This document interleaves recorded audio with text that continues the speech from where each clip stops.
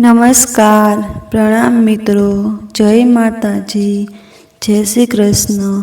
આજની વાત છેલ્લે સુધી સાંભળવા નમ્ર વિનંતી. અને હા, મારી ચેનલને સબસ્ક્રાઈબ જરૂરથી કરવા વિનંતી. તો ચાલો શરૂ કરીએ આજની વાત.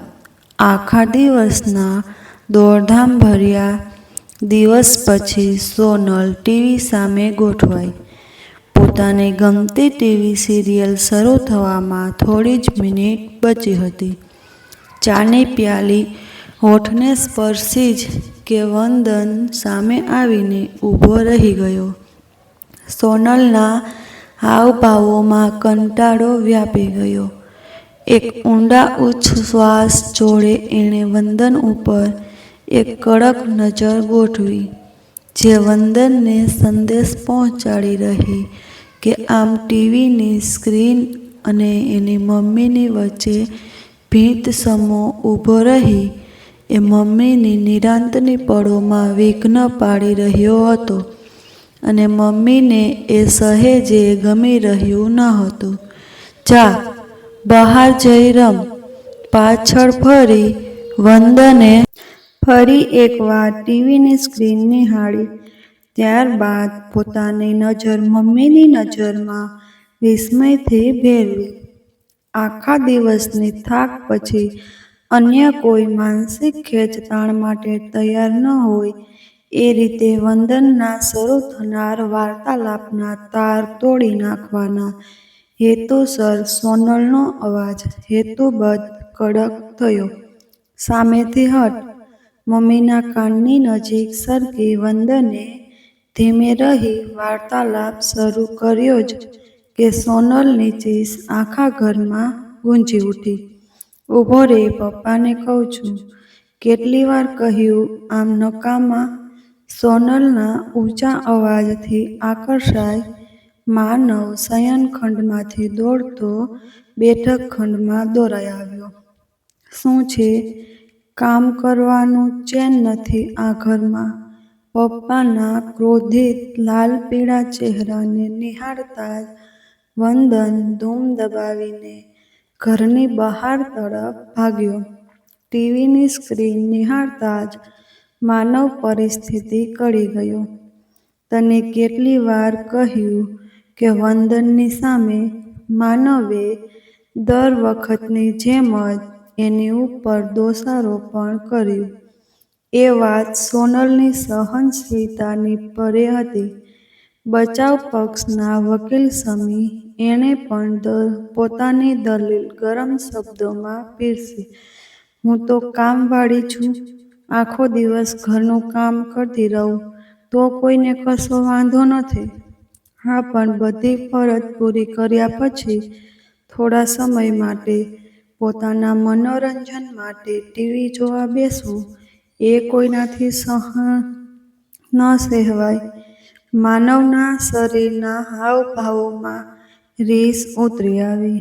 એકનો એક કાર્યક્રમ રેડિયો ઉપર પુનરાવર્તિત સાંભળી સાંભળી કંટાળી ચૂકેલા અકળાયેલા શ્રોતાની જેમ એને રેડિયો ઊંચકીને ફેંકી દેવાનું મન થઈ આવ્યું. પરંતુ સામે નિર્જીવ રેડિયો નહીં, જીવતી જાગતી પત્ની બેઠી હતી. સમસ્યાનો ઉકેલ જટિલ હતો. સમસ્યા ઉકેલવામાં પોતાની ઊર્જા વેડફવાની જગ્યાએ એ સીધો શયનખંડમાં જતો રહ્યો અને બારણું અંદરથી વાંસી પોતાના લેપટોપ ઉપર પુનઃ વ્યસ્ત થઈ ગયો. બેઠક ખંડમાં આખરે મોકળું મેદાન મળતા સોનલે રાહતનો દમ ભર્યો અને પોતાની ગમતી ધારાવાહિકના તાજા એપિસોડ ઉપર રસપૂર્વક નજર માંડી દીધી. બીજે દિવસે સાંજે બજારથી પરત થયેલી સોનલની શ્વાસો થાકથી ફૂલેલી હતી.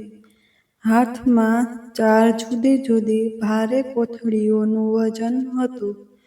બહાર તરફના વરંડામાં માનવ સમાચાર પત્ર વાંચવામાં ઊંડો ડૂબી ગયો હતો. ઓફિસનો થાક ચહેરા ઉપર સ્પષ્ટ છલકાઈ રહ્યો હતો. સોનલને નિહાળતા જાણે જીવમાં જીવ આવ્યો. "એક ચા આપી દે પ્લીઝ." સોનલના શરીરનો થાક બમણો થઈ ઉઠ્યો. "હા, આપું છું. અંદર તો આવવા દે." એક તો ગમે તેમ કરીને રિક્ષા મળી. આ અણધાર્યો વરસાદ. પોતાના હાથની કોથળીઓ અંદર તરફના ટેબલ ઉપર મૂકી એણે પોતાના ભીના શરીર ઉપર એક ઝડપી દ્રષ્ટિ ફેરવી. કંઈક અચાનક યાદ આવ્યું હોય એમ ઘરના દરેક ખૂણા ઉપર એની શંકાશીલ દ્રષ્ટિ ફરી વળી. માનવને નિહાળ્યા વિના જ એણે જાસૂસ જેવા મંદ સ્વરમાં પૂછપરછ કરી. "વંદન ક્યાં છે? દેખાઈ નથી રહ્યો." એનો અવાજ પણ નથી સંભળાઈ રહ્યો. ઘરમાં આટલી શાંતિ કેમ? તોફાન ત્રાટકવા પહેલાંની શાંતિ જેવી નીરવતા ઘરમાં વ્યાપી હતી. સોનલનું માતૃહૃદય એને ઢંઢોળી રહ્યું હતું. જરૂર કંઈક ગડબડ છે, નહીંતર વંદન આમ શાંત જમીને તો ન જ બેઠો હોય. અંદર રમતો હશે, નહીંતર ગેમમાં વ્યસ્ત હશે. સમાચાર પત્રમાં ઊંડે ઉતરેલી આંખો ઉપર ઊંઘ્યા વિના જ એક પાના ઉપરથી બીજા પાના ઉપર સ્થળાંતરિત થઈ. ગેમ રમતો હોય તો મ્યુઝિકનો અવાજ ચોક્કસ સંભળાય. તદ્દન ધીમા સ્વરે પોતાની શંકા પતિ આગળ વ્યક્ત કરતી સોનલ પોતાના જ ઘરમાં ચોર માફક દાખલ થઈ. બેઠક ખંડ ખાલી હતો. ટીવી બંધ હતું. વંદનનું બેટ, બોલ અને અન્ય રમકડાં એક ખૂણામાં શાંત ડાયા ઊભા હતા. ધીમે રહી એણે વંદનના ઓરડાનું બારણું ખોલ્યું. ચારે તરફ સન્નાટો હતો. વંદન અંદર ન હતો. એનું પ્લે સ્ટેશન પ્રાણવિહીન પડ્યું હતું. સોનલના હૃદયના ધબકાર ક્રમશઃ વધી રહ્યા હતા. બારણું અવાજ કર્યા વિના ધ્યાનથી વાંસી એ રસોડા તરફ ઉપડી. બજાર જવા પહેલાં આઈસ્ક્રીમ માટે એ જીદે ચડ્યો હતો. શરદીથી નાક લાલ હતું. આઈસ્ક્રીમ મળી જ ન હતી. કદાચ આઈસ્ક્રીમ? મનમાં શંકાના વિકલ્પ એક પછી એક ઝબકારા છોડી રહ્યા હતા. રસોડામાં પ્રવેશતાં જ મનમાં ગભરામણ થવા માંડી. એ ત્યાં પણ ન હતો. આખું રસોડું જેવું છોડી ગઈ હતી એવું જ સાફ અને વ્યવસ્થિત હતું. આખરે એ ક્યાં છે? શું કરી રહ્યો છે? એક જ જગ્યા શોધવાની બાકી હતી, પોતાનો શયનખંડ. પણ ત્યાં એ શું કરવા ગયો હોય? જે પ્રશ્નનો ઉત્તર એ જાણતી ન હતી એ પ્રશ્ન ઉપજાવવા બદલ એને પોતાના જ મન ઉપર ગુસ્સો આવ્યો. પોતાના શયનખંડના આગળ આવી એ ઊભી રહી ગઈ. એક ઊંડો શ્વાસ અંદર તરફ ખેંચ્યો. હિંમત ભેગી કરી જાતને આશ્વાસન આપતાં આપતાં એને બારણું અંદર તરફ ધકેલ્યું. "વંદન." એક મોટી ચીસ મોઢામાંથી બહાર નીકળી ગઈ. હાથ શોકગ્રસ્ત મોઢા ઉપર આવી પડ્યો. સમાચાર પત્ર પડતું મૂકી માનવ ચીસની દિશામાં ધપી ગયો. પોતાના શયનખંડની હાલત નિહાળી એ ચોંકી ઉઠ્યો. હાથમાં કાતર લઈ બેઠેલો વંદન પહોળી આંખે મમ્મીને પપ્પાને તાકી રહ્યો. આજે એનું આવી બનશે એ વિચારે જ ડરેલા અને ડઘાયેલા હાવભાવો જોડે એ કાતર ભોંય ઉપર પટકી ઊભો થઈ ગયો. "વંદન, અહીં આવ. આ શું છે?" પપ્પાનો ક્રોધમાં વિફરેલો સ્વર સાંભળી એનું શરીર ધ્રુજવા માંડ્યું. હેમખેમ પોતાનો જીવ બચાવી એ ઘરની બહાર પોતાના મિત્રો પાસે ભાગી છૂટ્યો. તને ખબર છે, ઘરમાં એક બાળક છે. અલમારી લોક કરવી જોઈએ ને? માનવે ફરી ટેવ પ્રમાણે એની ઉપર આક્રમણ સ્થળાંતર કર્યું અને સોનલે ફરી અસહ્ય ભાવે જાત બચાવ કર્યો. હું કાળજી નથી રાખતી, પણ તું તો ઘરે હતો ને? તારું બાળક ઘરમાં શું કરે છે? એની જગ્યાએ આખું વિશ્વ શું કરી રહ્યું છે એ વાંચવું વધુ જરૂરી હતું, ખરું ને? દર વખતની જેમ જ યુદ્ધમાં ઉતરવાની જગ્યાએ માધવે યુદ્ધ છોડી ભાગી છૂટવાને જ પ્રાધાન્ય આપ્યું. એના શયનખંડમાંથી બહાર નીકળતા જ સોનલની નજર ભીંત ઉપરની ઘડિયાળ ઉપર પડી.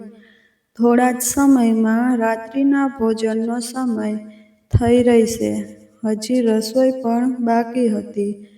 આગળ વિચારોના વમળમાં અટવાઈ સમય વેડફવાની જગ્યાએ સોનલે કામ સમાપ્ત કરવાને પ્રાધાન્ય આપ્યું. અકળામણમાં પગ અફાડી એને શયનખંડની સફાઈ આરંભી દીધી. આ બનાવને 3 દિવસ વીતી ચૂક્યા હતા. રવિવારનો દિવસ હતો. રજાના દિવસે માનવ બાઇક ઉપર કેટલીક ખરીદી પતાવવા નીકળ્યો હતો.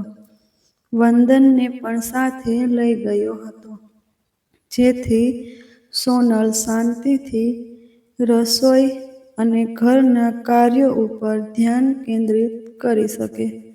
દવાની દુકાનના કાઉન્ટર નજીક ઊભો વંદન દુકાનની દરેક હલનચલન ઉપર પોતાની બાળસહજ જિજ્ઞાસાવાળી નજર ફેરવી રહ્યો હતો. સોનલે આપેલી કેટલીક બેઝિક દવાઓની યાદી નિહાળી દુકાનદારે દરેક સામાન કાઉન્ટર ઉપર ગોઠવી દીધો હતો. એક પછી એક સામાન કાઉન્ટર ઉપરથી ઊંચકી રહેલા માનવની વ્યસ્ત નજર વંદન ઉપર આવી જ કે મનમાં અરાજકતા વ્યાપી. વંદન વાતનો સેતુ જોડવાનો પ્રયાસ કરે એ પહેલાં જ માનવે એક ચતુર પાસો ફેંક્યો. આઈસ્ક્રીમ ખાઈશ? પપ્પાનો પ્રશ્ન સાંભળતા જ વંદને પોતાની વાત શબ્દોમાં મૂકવાનું માંડી વાળ્યું. એ જાણતો હતો કે આ સમયે એવી કોઈ પણ વાત કરી જે પપ્પાને ન ગમે કે એમને ગુસ્સો અપાવે તો આઈસ્ક્રીમની ટ્રીટ ગુમાવવી પડશે. એ જોખમ એને લેવું ન હતું. મોઢું બંધ કરી એણે મૌન ગરદન હલાવી. માનવને પોતાની ચતુરાઈ ઉપર મનોમન ગર્વ ઉપજી આવ્યો. આઈસ્ક્રીમની ટ્રીટ પૂરી કરી બંને ઘરે પરત થયા. એક પણ પ્રશ્નની માથાકૂટ વિના જ વંદન મહોલ્લામાં રમી રહેલા પોતાના મિત્ર આરવ તરફ દોડી ગયો. એક મોટા હાશકારા જોડે માનવ હાથમાંના સામાન જોડે ઘરમાં પ્રવેશી ગયો. થોડા દિવસો પછી એવા જ કોઈ રજાના દિવસે ઘરની ડોરબેલ વાગી. માનવે દરવાજો ખોલ્યો. ઘરના દરવાજે ઊભી વંદનની વર્ગ શિક્ષિકાને નિહાળતા જ માનવના મનમાં ધ્રાસ્કો પડ્યો. થોડા દિવસોથી જે રીતે વંદનનું વર્તન બદલાઈ રહ્યું હતું એ વિશે વિચારતા જ વંદનની ફરિયાદોની યાદી માટે એ માનસિક રીતે તૈયાર થઈ રહ્યો. Please come. કોલ કર્યો હોત તો હું અને સોનલ શાળા. ઘરમાં પ્રવેશતા જ વૈશાલીએ ઘરે આવવાના હેતુની સ્પષ્ટતા કરી. એકચ્યુલી મારે એકાંતમાં તમારા બંને જોડે વાત કરવી હતી એટલે. વંદનની વર્ગ શિક્ષિકા જાતે ઘરે આવી હતી. પરિસ્થિતિનું ગાંભીર્ય સોનલને પણ ડરાવી રહ્યું. વંદન ચારે દિશામાં નજર ફેરવી વૈશાલીએ પોતાના વિદ્યાર્થી અંગે પૂછપરછ કરી. એ પોતાના ઓરડામાં છે. પ્લે સ્ટેશન રમી રહ્યો છે. હું એને બોલાવી? સોનલને અટકાવતા વૈશાલીએ હાથના ઈશારા જોડે હળવેથી ના પાડી. પોતાના પર્સમાંથી એક કાગળ કાઢી એણે માનવ તરફ ધર્યો. બેઠક ખંડમાંથી અવાજ વંદનના ઓરડા સુધી ન પહોંચે એની તકેદારી જાળવતા વૈશાલીએ અત્યંત મંદ સ્વરે કહ્યું, "I want you to read this." ગભરાટ અને ઉતાવળ જોડે માનવે ખૂણાના ટેબલ ઉપરથી પોતાના નજીકના ચશ્મા ઉઠાવ્યા. નાક ઉપર ગોઠવાયેલા ચશ્મા જોડે માનવની આંખો કાગળ ઉપર ઝડપથી ફરી રહી હતી. મથાળા ઉપર વંદનનું આખું નામ, ધોરણ 4, વર્ગ અ લખ્યું હતું. આ અઠવાડિયે વર્ગમાં એક સરપ્રાઈઝ ટેસ્ટ રાખી હતી. નિબંધ માટે માતા-પિતા વિષય ઉપર. આ વંદનનું ટેસ્ટ પેપર છે. સોનલ ઊભી થઈ માનવને પડખે આવી ગોઠવાઈ. બંનેની નજર એક જોડે વંદનના અક્ષરો વાંચી રહી. મારા માતા-પિતા. મારા પિતાનું નામ માનવ છે. મારી માતાનું નામ સોનલ છે. મારા પપ્પા એક મોટી ઓફિસમાં કામ કરે છે. મારી મમ્મી ઘરે જ રહે છે. એ ઘરના બધા જ કામ કરે છે. પપ્પા સવારે જલ્દી ઓફિસે જતા રહે છે. મમ્મી મને નાસ્તો કરાવે છે, મારું ટિફિન બનાવે અને મને શાળાએ મૂકવા અને લેવા પણ આવે છે. પપ્પા આખો દિવસ ઓફિસમાં થાકી જાય છે. સાંજે ઘરે આવે ત્યારે તેઓ ખૂબ જ થાકેલા હોય છે. પપ્પાને ક્રિકેટ જોવું અને સમાચાર પત્રો વાંચવું બહુ ગમે છે. મમ્મીને ટીવી જોવું અને છોડની કાળજી લેવું ગમે છે. રવિવારના દિવસે મમ્મી-પપ્પા મને ફરવા પણ લઈ જાય છે. મને મારા મમ્મી-પપ્પા બહુ ગમે છે. એ મારી ખૂબ કાળજી રાખે છે. મને ખૂબ પ્રેમ કરે છે. પપ્પા મને ગમતી ચોકલેટ અને આઈસ્ક્રીમ આપે છે. મમ્મી મને ગમતી વાનગીઓ બનાવે છે. મને હોમવર્ક કરવામાં પણ મદદ કરે છે. પરીક્ષા વખતે પુનરાવર્તન પણ કરાવે છે. મમ્મીને શોપિંગ કરવું બહુ ગમે છે, પણ પપ્પાને પોતાના મિત્રો જોડે વાતો કરવું વધુ ગમે છે. મારા મમ્મી-પપ્પા બહુ સારા છે, પણ મને એમની બહુ ચિંતા થાય છે. તેઓ મારાથી કોઈ મોટું સિક્રેટ રાખે છે. પપ્પા સૌથી છુપાવી ઘરે એક પાકીટ લાવે છે અને મમ્મી એને અલમારીમાં છુપાવી દે છે. હું કંઈ પૂછું તો બંને મારી ઉપર ગુસ્સો કરે છે. મેં આરવને પણ વાત કરી હતી. આરવ મારો બેસ્ટ ફ્રેન્ડ છે. એણે કહ્યું કે બોમ્બ હશે. જો મમ્મી-પપ્પાને પોલીસ લઈ જશે તો હું કોને જોડે રહીશ? માનવે ધીમે રહી ચશ્મા ઉતારી લીધા. સોનલ જોડે એની નજર મળી. બંને ડઘાયેલા હાવભાવો જોડે વૈશાલીને તાકી રહ્યા.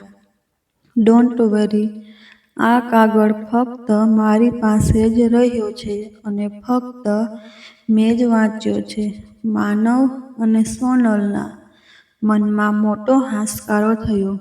સાચું કહું તો થોડા દિવસોથી સોનલે વૈશાલીને વંદનની સમસ્યા અંગે માહિતગાર કરવાનો પ્રયાસ કર્યો જ કે માનવ ઊભો થઈ ગયો. હું બહાર જાઉં છું. નો, તમે અહીં જ રહો. તમે બંને એના વાલી છો. આ ફક્ત એમની સમસ્યા નથી, એ તમારું પણ બાળક છે. વૈશાલીએ ઉચ્ચારેલા શબ્દોથી સોનલનું મનોબળ વધ્યું. એની કટાક્ષમય દ્રષ્ટિ માનવ ઉપર પડી. માનવ ફરીથી પોતાની બેઠક ઉપર ગોઠવાયો. મને થયું, બે સ્ત્રીઓ વચ્ચેની વાત છે. કદાચ તમને ઓકવર્ડ લાગે. માનવનું કારણ સાંભળી વૈશાલીએ તરત જ ચોખવટ કરી. જી બિલકુલ નહીં. આમ વેરી મચ કમ્ફર્ટેબલ. જો આટલું શિક્ષણ આપણી પાસે હોવા છતાં આપણે નાની નાની સૂક્ષ્મ બાબતોનું ઓકવર્ડ અને અનકમ્ફર્ટેબલ થઈ જઈએ તો એ શિક્ષણનું મહત્વ જ શું? It's not worth then. માનવ પાસે પોતાના બચાવમાં કહેવા માટે શબ્દો જ ન હતા. એ માથું નીચે ઢાળી ત્યાં જ બેસી રહ્યો. સોનલે બધી જ વાત વિસ્તારથી વૈશાલી સમક્ષ મૂકી. આખી વાત ધ્યાન દઈ સાંભળ્યા બાદ વૈશાલીએ પ્રસ્તાવ મૂક્યો. ઓહ, આઈ સી. હું વંદન જોડે વાત કરી શકું? માનવ અને સોનલની આંખોએ એકબીજા જોડે સંપર્ક સાધ્યો. બંનેની આંખોએ મૌન સહમતિ દર્શાવી. હું એને લઈ આવું છું. માનવ વંદનના ઓરડા તરફ ઉપડ્યો. વૈશાલીએ સોનલને અલમારીમાંથી પાકીટ લઈ આવવાની વિનંતી કરી. સોનલને ખચકાટ થયો. I will handle it. ચિંતા ન કરો. સોનલ પોતાના શયનખંડની અલમારીમાંથી પાકીટ લઈ આવી. માનવ વંદન જોડે બેઠક ખંડમાં પ્રવેશ્યો. પોતાની વર્ગ શિક્ષિકાને પોતાના ઘરમાં નિહાળી વંદન હેરતમાં મુકાયો. પોતાના નિબંધનો કાગળ, પપ્પાના ચશ્મા નીચે ગોઠવાયેલો હતો. મમ્મીના હાથમાં પાકીટ હતું. વંદનનો ચહેરો ગભરાટથી લાલ થઈ ગયો. એ ડરીને વારાફરતી દરેકના હાવભાવો ચકાસી રહ્યો. હાવ આર યુ વંદન? હું તો તને આ કાગળ આપવા આવી છું. કોંગ્રેચ્યુલેશન. તને તો નિબંધમાં પૂરા 10માંથી 10 માર્ક મળ્યા. આ તો હું કોઈને પણ પૂરા માર્ક આપતી નથી, પણ તે બધું જ સાચું સાચું લખ્યું એટલે તને ફૂલ માર્ક્સ. વંદનના ચહેરા ઉપરથી તાણની માત્રા થોડી ઓછી થઈ. અહીં આવ. સીટ. મારે તને કંઈક બતાવવું છે. મમ્મી પપ્પા તરફ એક ભયભીત દ્રષ્ટિ નાખી એ ધીમે ધીમે ડગલે પોતાની વર્ગ શિક્ષિકાના પડખે આવી ગોઠવાયો. વૈશાલીએ સોનલને ઈશારો કર્યો. સોનલે પાકીટ વૈશાલીના હાથમાં થમાવ્યું. વૈશાલીએ એ પાકીટ વંદનના હાથમાં આપ્યું. વંદન ફરી ડરેલા હાવભાવો જોડે મમ્મી પપ્પા તાકી રહ્યો. માનવ અને સોનલ છોભીલા બની એકબીજાને નિહાળી રહ્યા. આ સેનેટરી પેડ છે. વંદન ધ્યાન દઈ એ પાકીટ ફરી નિહાળી રહ્યો. એમાં કોઈ બોમ્બ તો ન હોય? એનું બાળ હૈયું જોર ધડકવા લાગ્યું. વૈશાલીએ એ ભય વંદનના ચહેરા ઉપર સ્પષ્ટ વાંચ્યો. તું ક્રિકેટ જોવે છે? ક્રિકેટ રમવું તને ગમે છે? ખૂણામાં ઊભા ક્રિકેટના બેટ બોલ સ્ટમ્પ નિહાળતા વૈશાલીએ વંદનને પૂછ્યું. હા, મને પણ અને પપ્પાને પણ. પોતાની ગમતી રમતની ચર્ચા શરૂ થતાં વંદન થોડો હળવો થયો. તો જ્યારે ક્રિકેટ રમતા રમતા કોઈ પ્લેયર ઇન્જર્ડ થઈ જાય અને એને લોહી નીકળે તો શું કરવામાં આવે? વંદને શીઘ્ર ઉત્તર આપ્યો. તો એને બેન્ડેજ લગાવવામાં આવે. વાવ, યુ આર સો ઇન્ટેલિજન્ટ. વંદન પોતાની શિક્ષિકાને માતા પિતા સામે પોતાની પ્રશંસા કરી એ વાતનો ગર્વ વંદનના ચહેરા ઉપર ઉભરાઈ આવ્યો. એ જ રીતે આ મમ્મીનું મેડિકલ બેન્ડેજ છે. મમ્મીને લોહી નીકળે છે. વંદન ફરી ચિંતિત થઈ ઉઠ્યો. સામે બેઠા માનવ અને સોનલ વંદનના પ્રશ્નથી હચમચી ગયા. એના પ્રશ્ન પૂછવાની કુટેવ આજે નાક કપાવશે. આ જ પ્રશ્ન હતો જેનાથી બંને દૂર ભાગતા હતા. આ જ પ્રશ્ન હતો જેનો એમને સામનો કરવો ન હતો. આ જ પ્રશ્ન હતો જે એમને વંદનના મોઢે સાંભળવો ન હતો. પરંતુ આજે વૈશાલીએ એમના વતી નિર્ભયપણે એ પ્રશ્નને સાંભળી રહી હતી. ભાગ્યા વિના મક્કમપણે એ પ્રશ્નનો સામનો કરી રહી હતી. હા, ક્યાંથી? તું પીપી કરે છે એમ જ. મમ્મીને દુખતું નથી? હા, થોડું પેટમાં દુખે, પણ આ મેડિકલ બેન્ડેજ પહેરવાથી એ સુરક્ષિત અને તંદુરસ્ત રહે છે. આ બેન્ડેજ પહેરવાથી એ સારી થઈ જાય છે. 5 જ દિવસમાં એ ફરીથી સાજી થઈ જાય. જેમ ઇન્જર્ડ પ્લેયર ફરી મેદાનમાં રમવા ઉતરે એમ જ. વંદન થોડા સમય માટે નિઃશબ્દ બન્યો. એના મગજમાં ક્રિકેટવાળું મેડિકલ બેન્ડેજ ઉપસી આવ્યું. એ સાથે જ થોડા દિવસોથી પોતે નિહાળેલ અનુભવો એક પછી એક દ્રશ્ય જોડે ઊભા થઈ રહ્યા. મમ્મીની ટીવી સિરિયલ વખતે પ્રસારિત સેનેટરી પેડની જાહેરાત, મમ્મીની અલમારીમાંથી ચોરીથી કાઢેલું સેનેટરી પેડનું પાકીટ, એમાંથી કાઢેલા સેનેટરી પેડ, અંદર શું છે એ જાણવા કાતર વડે એ બધા પેડમાંથી બહાર કાઢેલા રૂનો ઢગલો અને દવાની દુકાનમાંથી સમાચાર પત્રમાં બંધાઈને બધી દ્રષ્ટિથી છુપાઈને ઘરે પહોંચેલું પાકીટ. એ બાળ માનસની મૂંઝવણ બમણી થઈ ઉઠી. ક્રિકેટવાળા બેન્ડેજ વિશે પ્રશ્ન પૂછીએ ત્યારે તો કોઈ ગુસ્સો ન કરે. એને તો બધાની સામે જોઈ શકાય, સ્પર્શી શકાય. દવાની દુકાનમાંથી એને ખરીદી લાવીએ ત્યારે એ છુપાવીને લાવવાની જરૂર ન પડે.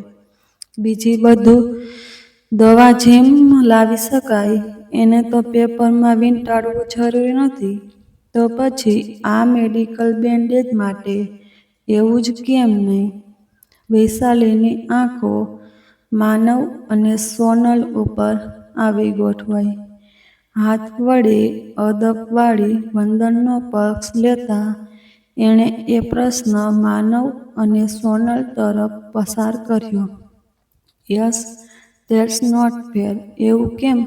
માનવે વંદનને પોતાના ગોદમાં લેતા આશ્વાસન આપ્યું. You are right. બંને મેડિકલ બેન્ડેજને સરખું માન આપવું જોઈએ. હવેથી એ ચોરી છૂપે ઘરમાં ન આવશે. My mistake. અને તને જે પણ પ્રશ્ન હોય તું અમને પૂછીશ, મિત્રોને નહીં. જો આરવ તો બેન્ડેજને બોમ્બ કહેતો હતો. જેને એ વિશે ખબર ન હોય એ તને ખોટા જવાબ આપશે.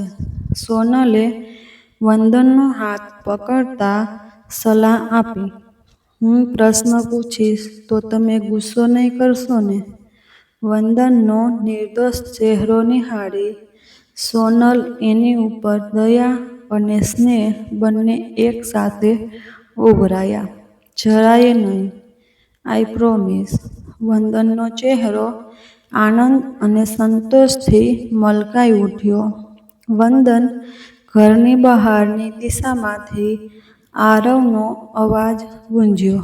હું રમવા જાઉં? પોતાની શિક્ષિકા તરફ ફરી એને પરવાનગી માંગી. Yes, sure. બીજી ક્ષણે એ ઘરની બહાર નીકળી ગયો.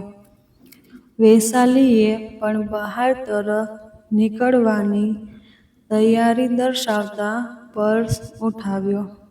થેન્ક્સ.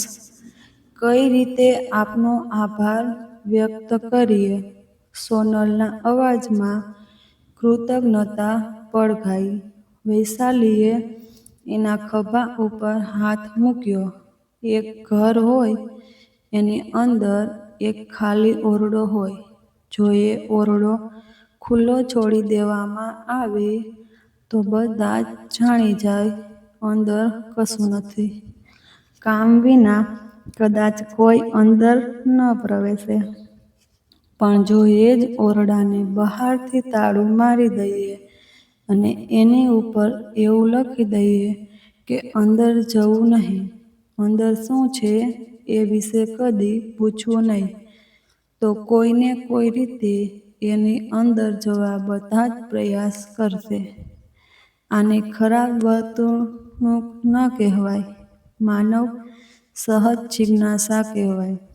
જો એ જિજ્ઞાસાનું ગળું ઘોંટી દઈશું તો જ્ઞાનના બધા જ માર્ગ અવરોધાઈ જશે અને બાકી રહેલી ફક્ત મૂંઝવણ અને અરાજકતા. મારો આભાર. આપને સાચે જ વ્યક્ત કરવો હોય તો વંદનના જ્ઞાનનો માર્ગ અવરોધશો નહીં. એના પ્રશ્નોને ટાળશો નહીં. એ હોશિયાર બાળક છે. એની જિજ્ઞાસાને હંમેશા ટેકો આપજો. આપની વાત સાચી છે. કાશ કે આ રૂઢિવાદ સમાજ પણ આ વાત સમજી શકે તો બધું જ સહેલું થઈ જાય. માનવની વાત જોડે સહમતિ દર્શાવતા વૈશાલી દરવાજા તરફ ઉપડી. કોઈએ સાચું જ કહ્યું છે. રૂઢિવાદી એટલે એવી વ્યક્તિ કે જે કદી કોઈ કામ પહેલીવાર ન કરે, ન અન્યને પહેલીવાર કરવાની અનુમતિ આપે. રૂઢિવાદની સાંકળ તોડવા માટે પહેલ તો કોઈએ કરવી જ પડે. એ પહેલ આપણે જ ન કરી શકીએ. દરવાજો ખુલ્યો અને બધાની નજર મિત્રો જોડે રમી રહેલા વંદન ઉપર પડી.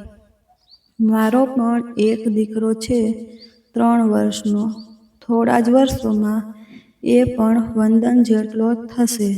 એના પ્રશ્નો માટે હું હમણાંથી જ માનસિક તૈયારી કરી રહી છું.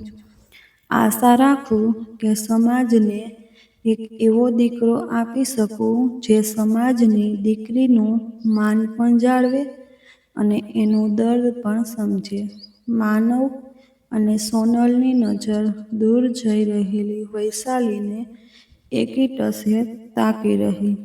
આજે એને લીધે વંદન એમની અત્યંત નજીક આવી ગયો હતો. આજનો આ વિડીયો સારો લાગ્યો હોય તો લાઈક કરી ચેનલને સબસ્ક્રાઈબ જરૂરથી કરજો.